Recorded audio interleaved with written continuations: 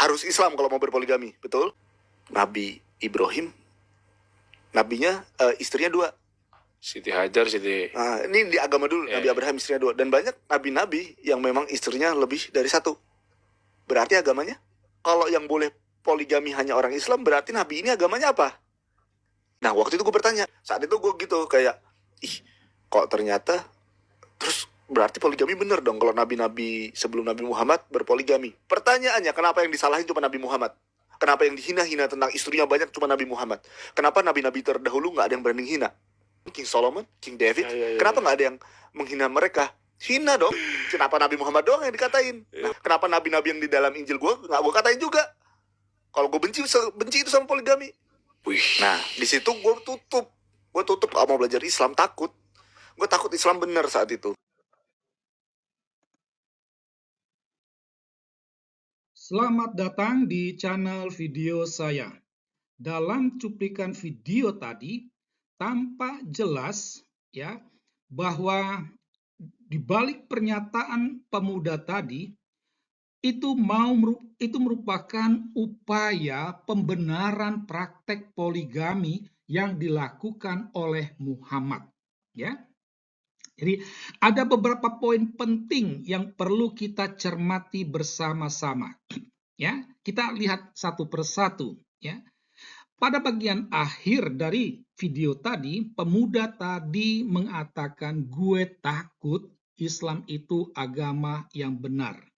Nah, ini seolah-olah mau mengatakan bahwa kebenaran Islam itu terletak pada poligami, ya. Karena nabi-nabi sebelum Muhammad dan Muhammad sendiri berpoligami, maka Islam itu agama yang membenarkan poligami. Dan karena poligami dibenarkan, maka Islam itu adalah agama yang benar. Nah, jadi di sini seolah-olah orang berpikir kebenaran Islam terletak pada poligami. Sampai saat ini tidak ada umat Islam yang mengkritik video tersebut. Bahkan Ustadz yang mewawancarai pemuda tadi juga merasa terpesona dengan gagasan pemuda tadi. Jadi ini seakan-akan mau membenarkan bahwa Islam itu ya agama selangkangan. Urusannya tak jauh dari syahwat. Ini satu keprihatinan sebenarnya. Tetapi sayang tidak ada umat Islam yang menggubrisnya. Poin yang kedua, itu pemuda tadi dia menggunakan logika untuk membenarkan poligami, ya. Jadi logikanya itu seperti ini, ya. Nabi-nabi sebelum Muhammad itu berpoligami. Muhammad itu berpoligami. Maka poligami itu benar. Itu. Dia menggunakan logika tersebut. Meski apa yang dia logika kata itu perlu juga dikritisi. Karena apa yang logis secara logika belum tentu benar. Ini prinsip yang harus dipegang. Ya. Jadi belum tentu. Gitu ya. Nah, poin yang kedua, yang berikutnya itu adalah pemuda tadi mengajukan beberapa pertanyaan. Ya, kenapa yang disalahkan, yang dihina cuma Muhammad hanya karena praktek poligaminya? Itu. Kenapa nabi-nabi lain tidak dihina? Itu. Kita akan bahas hal ini, ya.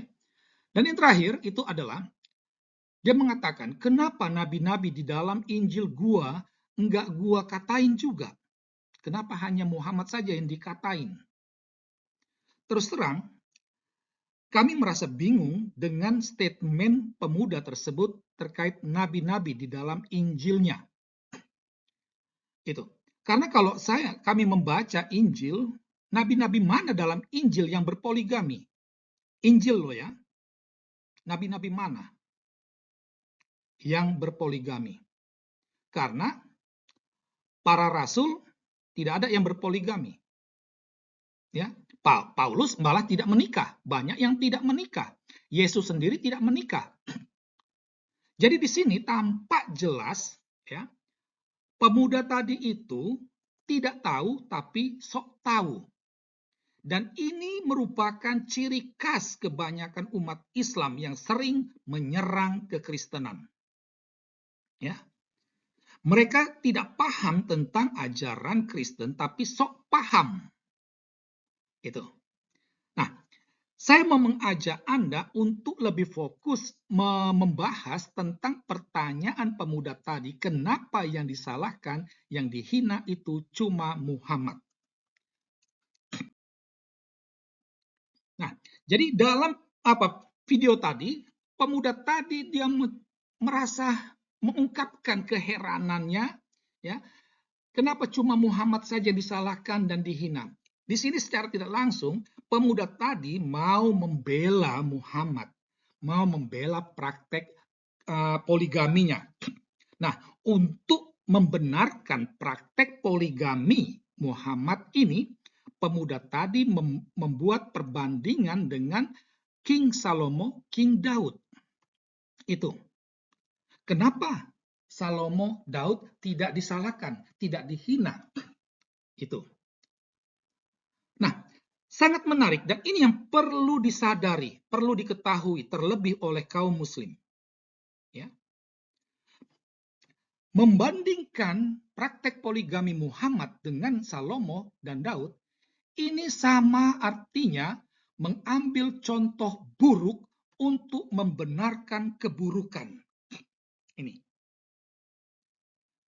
Kenapa tidak mengambil contoh baik untuk membenarkan yang buruk? Ya. Membenarkan arti membuat benar yang buruk itu. Itu. Kenapa? Karena ada banyak contoh. Dan perlu diketahui, dalam Alkitab, nabi-nabi umumnya monogami. Ya, misalnya Musa, Elia, Hosea, Nabi Nathan, Yeremia, Yehezkiel. Mereka monogami. Itu. Harus disadari, harus diketahui, dalam tradisi Yahudi dan Kristen, itu ada pembedaan antara bapak bangsa, Abraham, Yakub, Ishak, Nabi, Musa, Elia, Hosea, Yeremia, Raja, Salomo, Daud, Yerobeam, Ahab, dan lain sebagainya. Ini ada pembedaan itu. Nah, Salomo dan Daud dalam tradisi kekristenan dan Yahudi itu dikenal sebagai raja. Dia lebih dikenal sebagai raja ketimbang nabi. Jadi, membandingkan Muhammad dengan Salomo dan Daud itu perbandingan not apple to apple. Itu. Nah, tapi oke, tak masalah. Ya, membandingkan Muhammad dengan Salomo dan Daud. Menjawab pertanyaan kenapa cuma Muhammad yang disalahkan dan dihina, saya mau mengajukan beberapa pertanyaan. Karena dari situ Anda akan bisa menjawab sendiri pertanyaan Anda. Pertama, pernahkah Salomo atau Daud menceraikan istrinya? Itu. Pernahkah? Pernahkah Salomo Daud menikahi anak usia 6 tahun?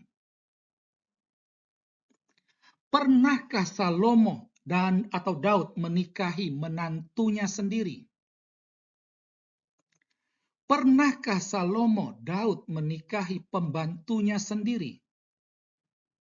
Sekalipun istri sudah banyak, tetapi ketika melihat aurat pembantunya, disikat. Pernahkah Salomo atau Daud melakukan hal itu? Jawabannya adalah tidak pernah. Tetapi atas 4 pertanyaan ini semuanya pernah dilakukan oleh Muhammad. Ya. Jadi yang disalahkan, yang dihina adalah kebejatan Muhammad yang tidak ada pada Salomo dan Daud. Dan perlu diketahui dalam Alkitab poligami Salomo dan Daud itu juga dikritik kok. Itu. Ya. Nah, selain itu dalam Injil, Yesus sudah menegaskan kehendak Allah, yaitu monogami dan tak terceraikan. Dalam Injil Matius 19 ayat 4 sampai 6, dia berkata, "Tidakkah kamu baca bahwa Ia menciptakan manusia sejak semula?"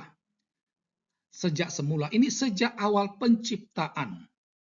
Dan beberapa kali Yesus menyebut kata satu-satu. Ini mau menunjukkan monogami.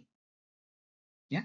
Nah, demikianlah tinjauan kami atas video tadi. Sekian dan terima kasih.